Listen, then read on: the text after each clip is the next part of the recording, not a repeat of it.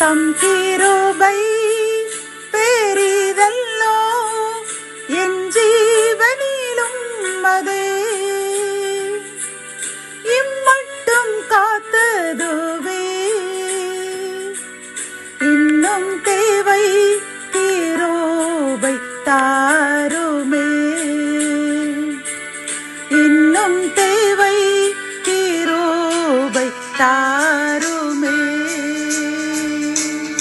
ஆண்டவரும் அருமை இரட்சகருமாகிய இயேசு கிறிஸ்துவின் ஈடு இணையற்ற நாமத்தில் சேனைகளின் கர்த்தர் ஊழியத்தின் மூலம் 6/10/2025 இந்த நாள் உங்களுக்கும் உங்கள் சந்ததிகளுக்கும் ஆசீர்வாதத்தின் நாளாக அமையப் போகிறது என்று மனதார வாழ்த்துகின்றேன்.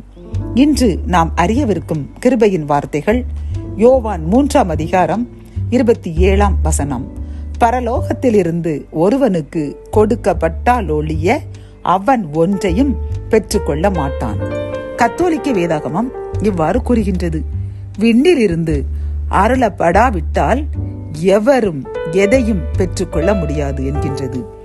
இந்த செய்தியை கேட்டுக்கொண்டிருக்கின்ற என் அன்பு சகோதரனே சகோதரியே, கர்த்தர் இன்று நம்மை பார்த்து கூறுகின்றார், பரலோகத்திலிருந்து உங்களுக்கு நீங்கள் விரும்பின காரியம் கொடுக்கப்பட்டால் ஒழிய வேறு எந்த சூழ்நிலையிலும் அது உங்களை வந்து சேராது என்று ஆணித்தரமாக கர்த்தர் திட்டவட்டமாக கூறுகின்றார். பிரியமானவர்களே, ஆம், நமக்கு என்ன தேவை என்றாலும் அது கர்த்தர் சமூகத்துக்கு சென்று அது பரலோகத்தில் அவர் அங்கீகரித்து அதன் பின்பு தான் நம்மிடம் வந்து அடைகின்றது.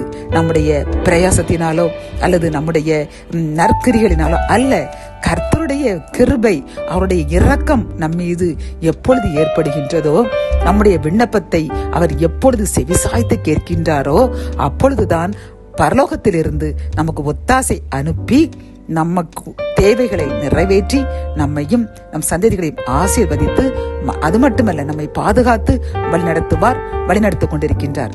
இதைத்தான் சங்கீதத்தில் எனக்கு ஒத்தாசை வரும் பர்வதற்கு நேராக கண்கள் எடுக்கின்றேன் என்று கூறுகின்றது. பர்வதகம் என்றால் கர்த்தருடைய சமூகம், பரலோகம். நாம் அங்கு அவரை பார்த்து நம்முடைய விண்ணப்பம் அவர் செவிக்கு சேரும் வரை நாம் அவரை அமர்ந்திருக்காமல் அவரை தொந்தரவு செய்து அவர் பரலோகத்திலிருந்து நம் ஜெபத்தை கேட்டால் ஒழிய நம் காரியங்கள் ஒரு நாளும் சித்தி பெறாது, நடைபெறாது. ஆகவே தெளிவாக தெரிந்து கொள்வோம். நம்முடைய விண்ணப்பம் பரலோகத்தில் உள்ள தந்தைக்கு எட்ட வேண்டும், அவர் செவிக்கு ஏற வேண்டும்.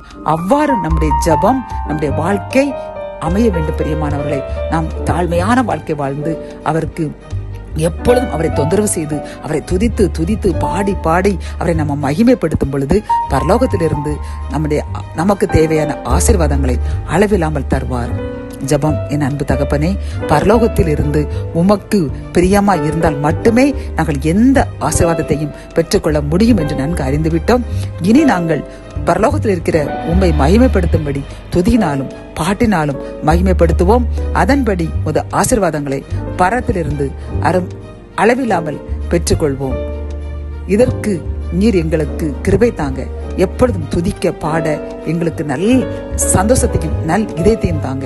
மீட்பர் இயேசுவின் மூலம் ஜெபம் கேளும் நல்ல தகப்பனே, ஆமென்.